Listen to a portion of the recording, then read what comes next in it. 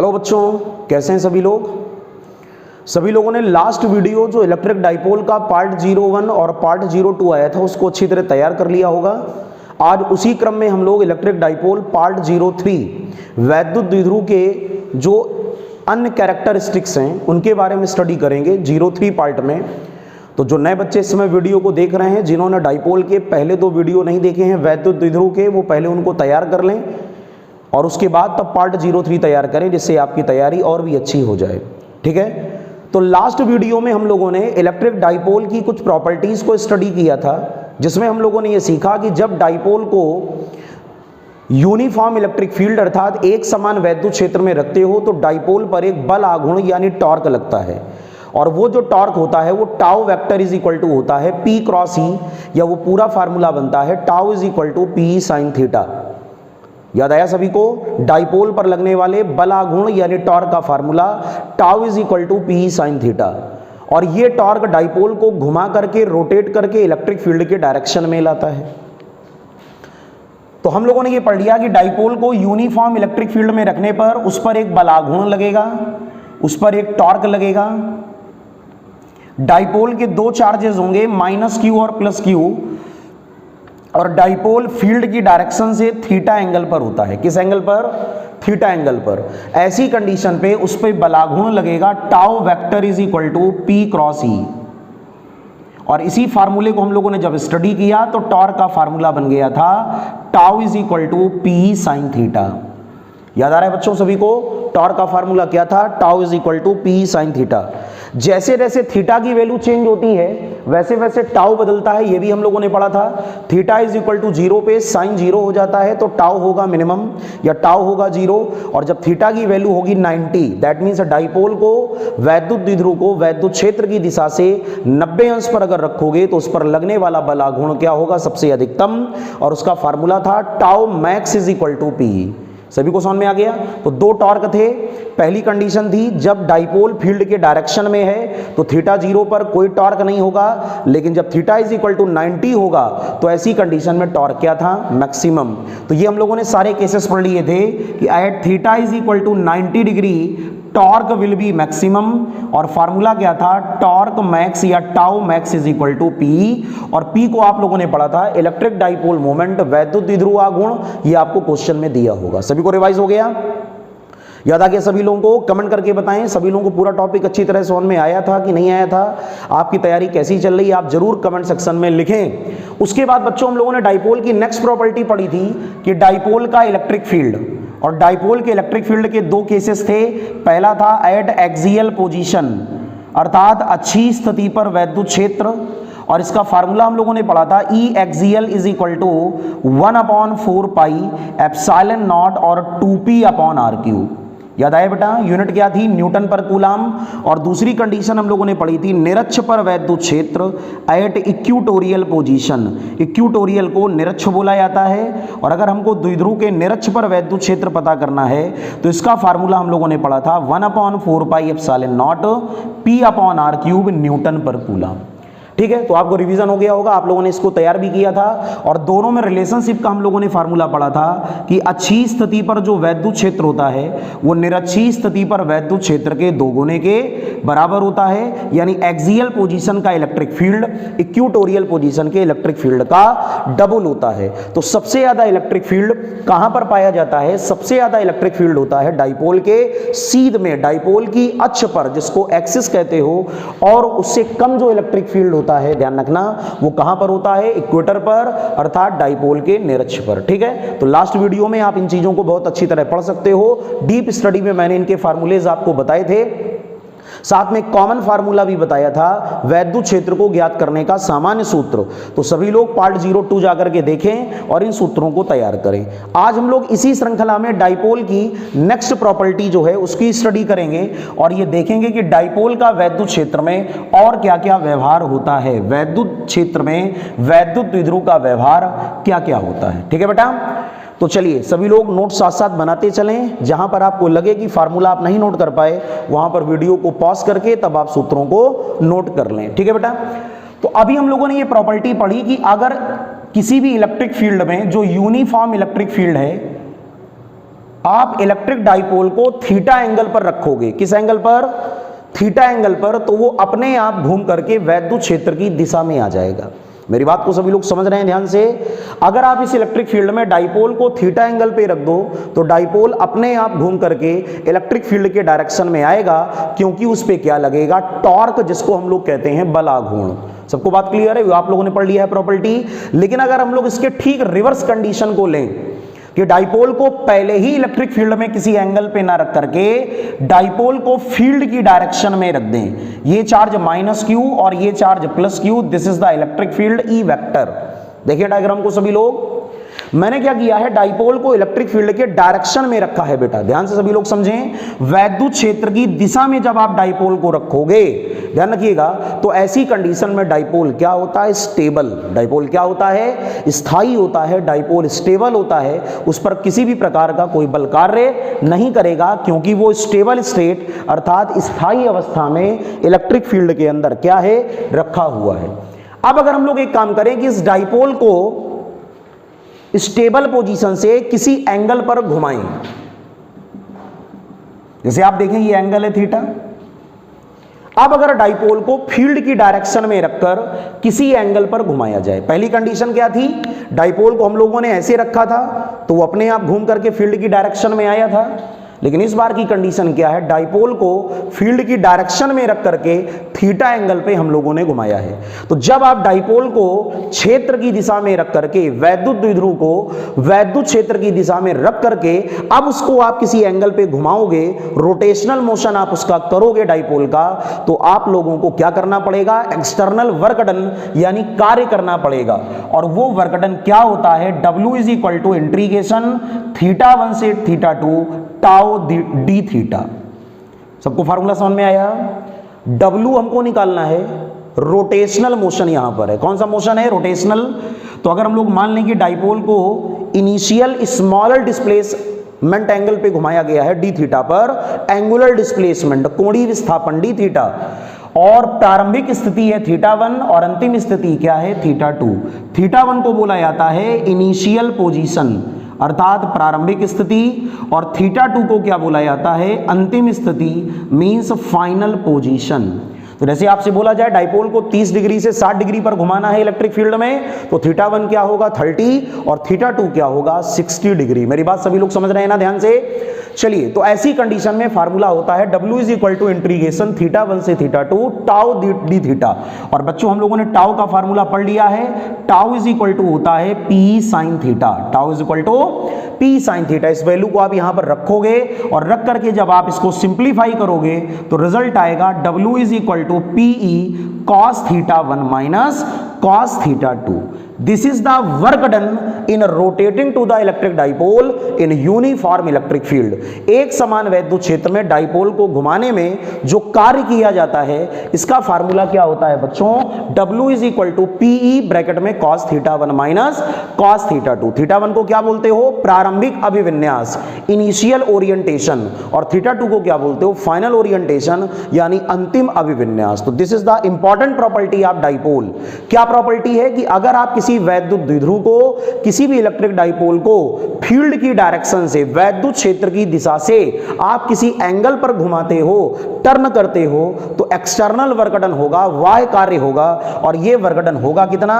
W is equal to PE cos theta 1 minus cos theta 2। Most important formula, सभी लोग उसको तैयार कर लें न्यूमेरिकल सेक्शन के लिए। क्लियर हो गया सभी को? अब बच्चों अगर हम लोग ये कंडीशन माने कि डाइपोल सबसे पहले फील्ड की डायरेक्शन में है, तो इनिशियल पोजीशन हो गई theta 1 is equal to 0 degree, और इसको आप लोगों ने थीटा एंगल पे घुमाया। सभी को समझ में आया? 0 डिग्री से थीटा एंगल पे घुमाया।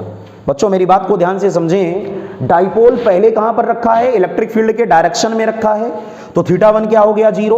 और उसको अन्य किसी दिशा में, जैसे हम लोगों ने उस डायरेक्शन को क्या ज्यूम कर लिया? थीटा। अगर उस डायरेक्शन पर ले जाना है तो आप अगर वर्क डन को कैलकुलेट करोगे तो W is equal to PE, यहां पर आ गया cos 0, यहां पर आ गया cos थीटा, और cos 0 की वैल्यू क्या होती है? 1। देयरफॉर वर्क डन का फार्मूला क्या आ गया? W is equal to PE bracket में 1 माइनस cos थीटा। सभी को बात समझ में आ गई? तो ये फार्मूला भी वर्क डन का है बेटा। ये फार्मूला भी वर्कडन का है, लेकिन दोनों में डिफरेंस क्या है? अगर कहीं पर दो एंगल दिए जाएं कि वैद्युत द्विध्रुव को 30 से 60 पर घुमाते हो, तो आप ये वर्कडन का फार्मूला लगाओगे और इस फार्मूले को कब एप्लीकेबल करोगे? जब आपसे ये बोला जाएगा कि डाइपोल पहले कहां पर है? फील्ड की डायरेक्शन में, तब उसको किस एंगल पे हम लोगों ने घुमाया है? थीटा एंगल पे रोटेट किया है, तो कितना वर्कडन होगा? W is equal to PE, और ब्रैकेट में क्या होगा बेटा? 1 माइनस कॉस थीटा। तो आई होप सभी लोगों को ये फार्मूला समझ में आ गया होगा। क्या है टॉपिक आपका? यूनिफॉर्म इलेक्ट्रिक फील्ड में डाइपोल को रोटेट करने में कितना वर्कडन करना पड़ेगा, किसी एक समान वैद्युत क्षेत्र में द्विध्रुव को घुमाने में किया गया कार्य। तो सभी लोग अपनी कॉपी में नोट कर लें, सभी लोग अपनी कॉपी में फार्मूले को मेंशन कर लें। एक समान वैद्युत क्षेत्र में द्विध्रुव को घुमाने में किया गया कार्य, फार्मूला लिख लें W बराबर PE, ब्रैकेट में cos theta 1 minus cos theta 2, और इसी का दूसरा फॉर्म लिख लें W is equal to PE, bracket में 1 माइनस cos थीटा। जल्दी से कॉपी में नोट कर लें और सभी लोग बिल्कुल तैयारी में कंटिन्यूअसली लगे रहें। जैसे ही एयरफोर्स का रिजल्ट अभी आगे आएगा तो उसके बाद अगला नोटिफिकेशन नेक्स्ट एग्जाम का आ जाएगा, इसलिए आप लोग अपनी प्रिपरेशन को ऑफलाइन और ऑनलाइन जैसे भी आप पढ़ाई कर रहे हैं आप जारी रखें, और जो बच्चे केवल ऑनलाइन स्टडी कर रहे हैं वो लगातार इन चीज़ों को रिवीजन में लाएं, जिससे आपकी तैयारी और भी सुपीरियर हो। लेकिन पिछले वाले पूरे टॉपिक को आप रिवाइज जरूर करें। नोट कर लिया बेटा सभी लोगों ने? तो कमेंट करके सब लोग जरूर बताएं कि आपकी तैयारी कैसी चल रही है, पूरा टॉपिक आपको क्लियर हो रहा है कि नहीं हो रहा है। और जो नए बच्चे इस समय वीडियो को देख रहे हैं उन्होंने चैनल को सब्सक्राइब नहीं किया तो वो चैनल को सब्सक्राइब करें, जिससे आपको आगे आने वाले वीडियोस लगातार time to time regular updation मिलता रहे। अब बच्चों अगर हम लोग यहां पर लेट करें कि अगर डाइपोल को theta is equal to 90 degree पर आपने घुमाया, ठीक है, इसके आगे की कंडीशन है, पहले डाइपोल कहां पर है? फील्ड के डायरेक्शन में, माइनस क्यू प्लस क्यू, और अब आप लोगों ने इसको परपेंडिकुलर कर दिया, लंबवत, थीटा इज इक्वल टू 90 पे बेटा आपने इसको कर दिया। तो ऐसी कंडीशन में अगर आप वर्कडन की बात करोगे तो W is equal to PE 1 minus cos 90, और cos 90 की वैल्यू क्या होती है? 0। देयरफॉर वर्कडन कितना आएगा बेटा? W is equal to PE। तो ये भी एक ऑब्जेक्टिव आप तैयार कर लो, 90 डिग्री पर डाइपोल को घुमाने में कितना वर्कडन होता है? तो आंसर है W is equal to P। Second condition, अगर डाइपोल को वैद्युत क्षेत्र की दिशा से ठीक विपरीत घुमाया जाए, थीटा इज इक्वल टू 180 पर घुमाया जाए, तो वर्कडन कितना होगा? W is equal to PE 1 minus cos 180, और cos 180 की बेटा वैल्यू क्या होती है? -1। देयरफॉर वर्कडन क्या होगा? W max is equal to 2P। W max is equal to 2P। तो सबसे ज्यादा कार्य कब होगा? जब डाइपोल को इलेक्ट्रिक फील्ड के डायरेक्शन से ठीक एंटी पैरेलल यानी विपरीत दिशा में घुमाया जाए। तो आप ये चारों टर्म तैयार कर लें। नॉर्मल फार्मूला, सामान्य सूत्र क्या होता है वर्कडन का? W is equal to P cos theta 1 minus cos theta 2। दूसरा फार्मूला क्या होता है? W is equal to P 1 minus cos theta. तीसरा फार्मूला क्या होता है? थीटा इज इक्वल टू 90 पे वर्कडन कितना निकलता है? PE। और अगला फार्मूला क्या है? थीटा इज इक्वल टू 180 अंश पर 180 डिग्री पर वर्कडन कितना निकलेगा डाइपोल को घुमाने में? तो सवाल का आंसर है 2PE। तो सबसे अधिकतम कार्य कब होगा? In this case when theta is equal to 180 then work done will be maximum. तो ये आप ऑब्जेक्टिव क्वेश्चन बिल्कुल तैयार कर रहे हैं कि वर्कडन मैक्सिमम कब होगा? जब थीटा की वैल्यू कितनी होगी? 180 अंश। तो ऐसी दशा में कार्य सबसे ज्यादा होगा। क्लियर हो गया सभी लोगों को? तो आप जल्दी से इन दोनों कंडीशंस को नोट कर लें कि theta is equal to 0, theta is equal to 180 पे हम लोग वर्कडन को कैसे फाइंड आउट करते हैं। कर ले बेटा जल्दी से। सभी को समझ में आ गया पूरा फार्मूला? तो वर्कडन का कॉन्सेप्ट आपको अच्छी तरह क्लियर हो गया होगा, बस आप लोग उसको रिवाइज कर लें, और आगे अगर कोई भी क्वेश्चन आपकी कंपटीशन एग्जाम में आता है तो आप लोग उसको अटेम्प्ट कर लेंगे। ठीक है बेटा? अब अगली प्रॉपर्टी आती है potential energy of the dipole. देखिए, जैसे हम लोगों ने बोला कि कोई भी एक यूनिफॉर्म इलेक्ट्रिक फील्ड अर्थात एक समान वैद्युत क्षेत्र E वेक्टर है, और कोई इलेक्ट्रिक डाइपोल यानी वैद्युत द्विध्रुव जो दो आवेशों से मिलकर बना है, -Q और +Q, उसको इनफाइनाइट से यानी अनंत से वैद्युत क्षेत्र के अंदर लाया जाता है। बेटा पहले तो आपको ये बात पता होनी चाहिए कि what do you mean by potential energy. स्थितिज ऊर्जा क्या है? पोटेंशियल एनर्जी का मतलब क्या हुआ कि किसी भी डाइपोल को अगर इलेक्ट्रिक फील्ड के अंदर किसी भी दूरी से लाया जाए तो जो भी वर्कडन होगा, जो भी कार्य होगा, उसी को बेटा हम लोग क्या बोलते हैं? इलेक्ट्रिक डाइपोल की पोटेंशियल एनर्जी। वैद्युत द्विध्रुव को अनंत से वैद्युत क्षेत्र में लाने में हमें जितना भी कार्य करना पड़ेगा, जितना भी वर्कडन होगा, उसको हम लोग क्या बोलेंगे? डाइपोल की पोटेंशियल एनर्जी। क्लियर हो गया सभी लोग? बेटा मन लगा करके सभी लोग तैयारी करें। हर एक टॉपिक की इंपॉर्टेंस अपनी अपनी होती है, तो ऐसा नहीं है कि कभी किसी भी ईयर या किसी भी सेमेस्टर में कोई भी क्वेश्चन अगर नहीं पूछा गया तो आप ये सोचें कि ये टॉपिक इंपॉर्टेंट नहीं है। ऐसा बिल्कुल भी नहीं होता। हर टॉपिक का अपना सिग्निफिकेंस यानी महत्व होता है, इसलिए आप लोग उसको जरूर ध्यान से तैयार कर लिया करें। ठीक है ना? मेरी बात सभी लोग समझ रहे हो? अच्छे बच्चे हो, इसलिए मेरी बात को ध्यान से आप लोग समझने का प्रयास करें। तो ये चर्चा चल रही थी कि अगर आप डाइपोल को इनफाइनाइट से इलेक्ट्रिक फील्ड के अंदर लाओगे तो हमें क्या करना पड़ेगा? वर्कडन। क्या करना पड़ेगा बेटा? वर्कडन करना पड़ेगा, और उसी वर्कडन यानी उसी कार्य को हम लोग क्या बोलते हैं? डाइपोल की potential energy, means potential energy of an electric dipole. तो हम लोग उसके लिए क्या निकाल लेते हैं? वर्कडन यानी कार्य की गणना करते हैं। ठीक है? और वो वर्कडन होता कितना है बेटा? W, और वर्कडन इज इक्वल टू क्या होता है? Force into displacement.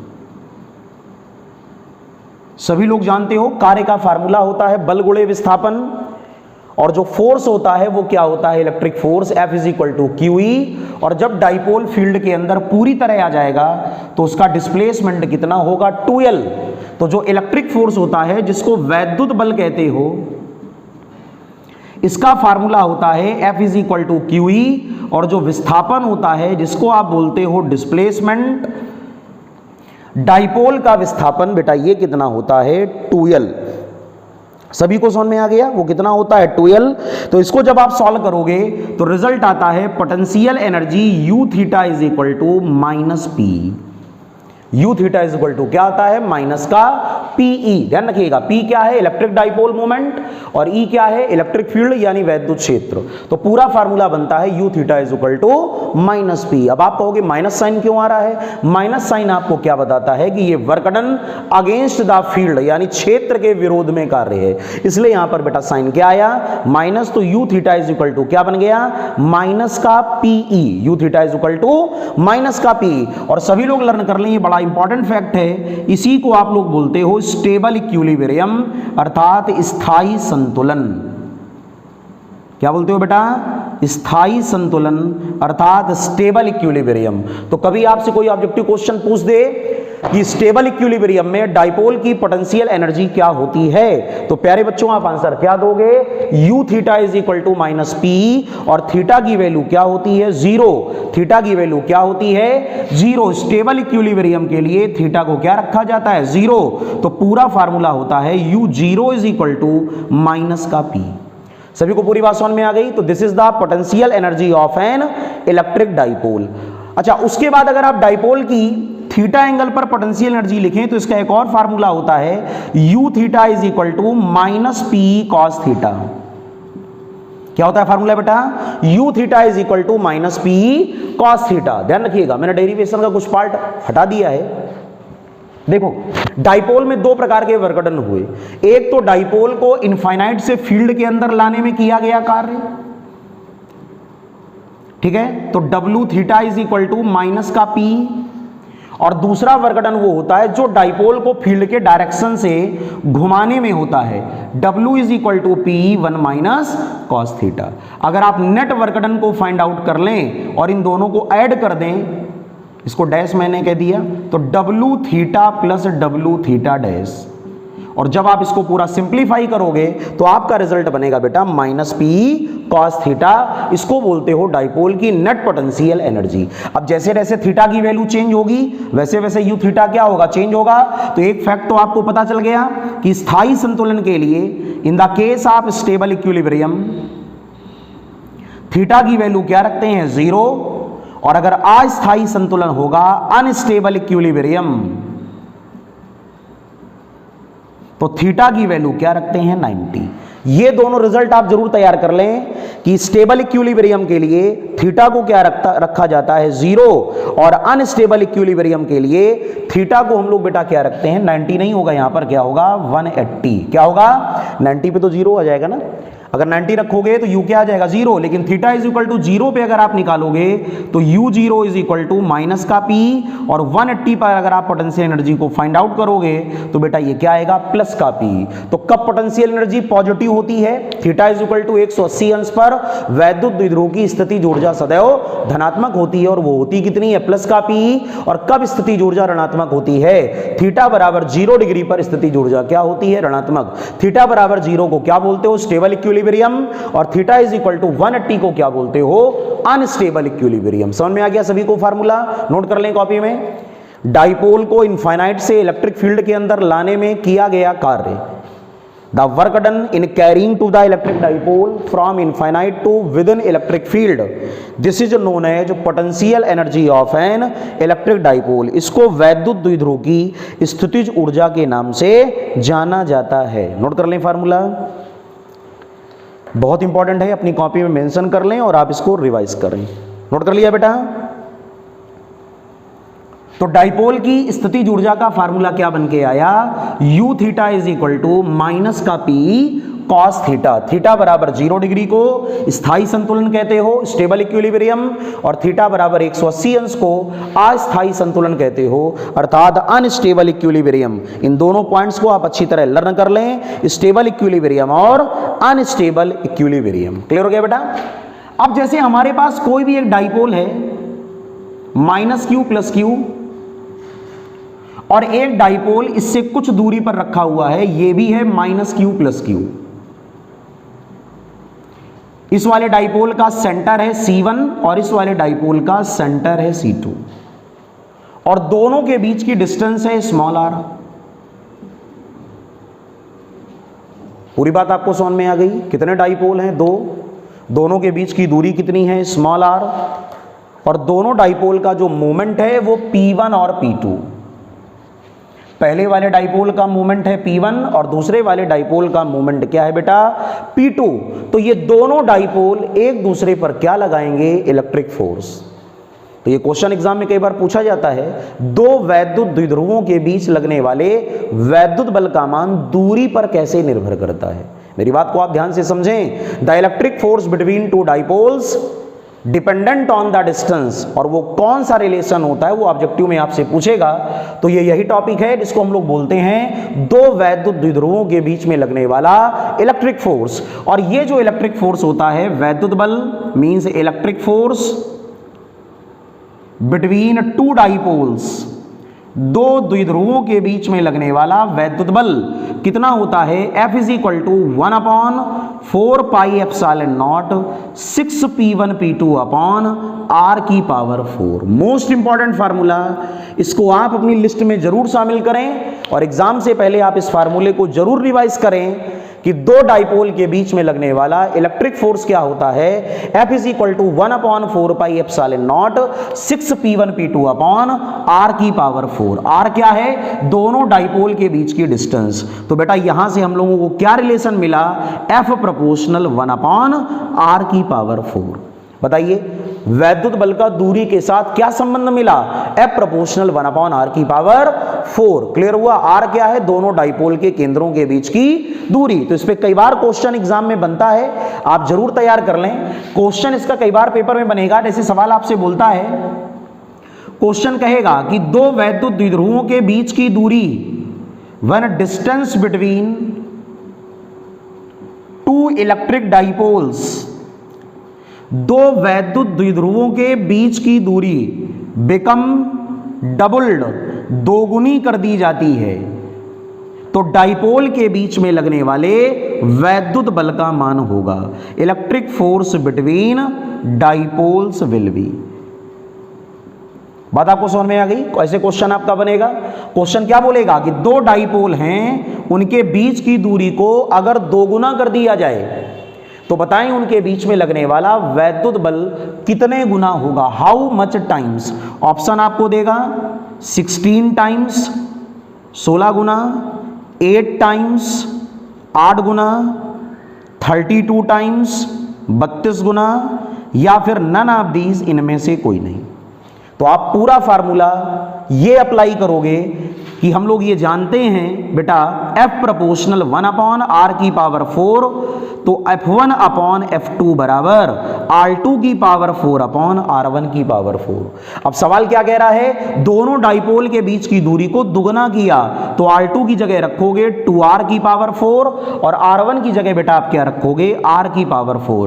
R की पावर 4 से R की पावर 4 कैंसिल, 2 की पावर 4 रेशियो 1, दैट मीन्स सवाल का आंसर क्या आया, 16/1। जब आप क्रॉस मल्टीप्लाई करोगे तो आपको ये पता चला कि F1 अपॉन F2 बराबर this, F1 upon F2 is equal to 16/1। बताओ ये बात सबको समझ में आ गई। F1 F2 क्या है, F1 है इनिशियल फोर्स, F2 है फाइनल फोर्स। F2 क्या है, फाइनल फोर्स। तो अगर हम लोग यहां से क्रॉस मल्टीप्लाई करें तो F2 बराबर आएगा F1/16। क्या आएगा बेटा आंसर, F2 बराबर F1/16, जो कि यहां कहीं नहीं दिया है, इसलिए ऑप्शन होगा नन ऑफ दीज, इनमें से कोई नहीं। क्वेश्चन का सही आंसर होगा वैद्युत बल पहले से कै गुना हो जाएगा, वैद्युत बल पहले से कितने गुना होगा, वैद्युत बल पहले से 1/16 टाइम्स हो जाएगा। सबको बात समझ में आ गई। सवाल क्या कह रहा था, फिर से ध्यान दें, दो डाइपोल के बीच की दूरी को अगर दुगना कर दिया जाए तो R1 is equal to R, लेकिन R2 is equal to 2R, और यहां इनवर्सली प्रोपोर्शनल रिलेशन है, तो F1 upon F2 is equal to R2 की पावर 4 अपॉन R1 की पावर 4। तो अगर R1 को हम लोग R रखें, R2 को 2R रखें, 2R की होल पावर 4, तो ये आ गया 16:1। कितना आ गया बेटा, 16:1, 16:1। और जब क्रॉस मल्टीप्लाई हम लोगों ने किया तो F2 बराबर आ गया F1/16। दूरी को बढ़ाओगे तो फोर्स घटेगा, और किस अनुपात में घटेगा, 1/16 हो जाएगा। This is the correct answer, और एग्जाम का बहुत इंपॉर्टेंट क्वेश्चन। सभी को समझ में आ गया, उतार लें अपनी कॉपी में, नोट कर लें जल्दी से। Electric force between two dipoles, दो वैद्युत द्विध्रुवों के बीच लगने वाला वैद्युत बल, F प्रोपोर्शनल 1 अपॉन R की पावर 4, और पूरा फार्मूला होता है 1/4 pi epsilon naught 6p1p2 upon R की पावर 4। लिख लें जल्दी से कॉपी में, तैयार कर लिया बेटा। तो इस फार्मूले को भी आप अपनी लिस्ट में शामिल करें, बहुत इंपॉर्टेंट है। आई होप पूरा टॉपिक आपको क्लियर हो गया होगा। इसी के साथ हम लोगों ने इलेक्ट्रिक डाइपोल को फिनिश किया। डाइपोल के 3 वीडियोस हैं, सभी लोग मेरी बात को ध्यान से सुने। पार्ट 1, पार्ट 2, पार्ट 3, तीनों वीडियोस को आप लोग ध्यान से अच्छी तरह के देख करके इनके नोट्स बनाएं और इनको तैयार करें। और सभी लोग टेलीग्राम चैनल को जरूर ज्वाइन करें, उसमें पर डे आपके कुछ ऑब्जेक्टिव क्वेश्चंस आपको दिए जाते हैं करने के लिए, आप लोग उनके आंसर्स को क्लियर करें। जिन बच्चों को चैनल का नाम नहीं पता है वो फिर से नोट कर लें, टेलीग्राम चैनल लिंक, और चैनल का नाम है कंपटीशन फिजिक्स बाय आशीष सर, कंपटीशन फिजिक्स बाय आशीष सर, ये टेलीग्राम चैनल है। इसको आप लोग जरूर ज्वाइन करें। इसमें जो क्वेश्चंस आ रहे हैं आप लोग उनकी तैयारी करें, जिससे नया अपडेशन आपको मिलता रहे और रेगुलर आपकी तैयारी और भी अच्छी हो। क्लियर। साथ साथ आपका फेसबुक पेज भी आप लोग फॉलो कर सकते हैं। फेसबुक पेज किस नाम से है, कंपटीशन फिजिक्स के नाम से, इसको भी आप लोग फॉलो करें, ठीक है। और YouTube चैनल तो आप देख ही रहे हैं इस समय। जिन लोगों ने चैनल को सब्सक्राइब नहीं किया वो चैनल को सब्सक्राइब करें, जिससे आपकी तैयारी और भी बेहतरीन और भी अच्छी हो सके, ठीक है बेटा। तो आई होप आपको पूरा टॉपिक बहुत अच्छी तरह समझ में आ गया होगा। इसी प्रकार मन लगा करके आप लोग अपनी तैयारी को करते रहे। इसके आगे आने वाला जो वीडियो है प्रैक्टिस क्वेश्चंस का होगा।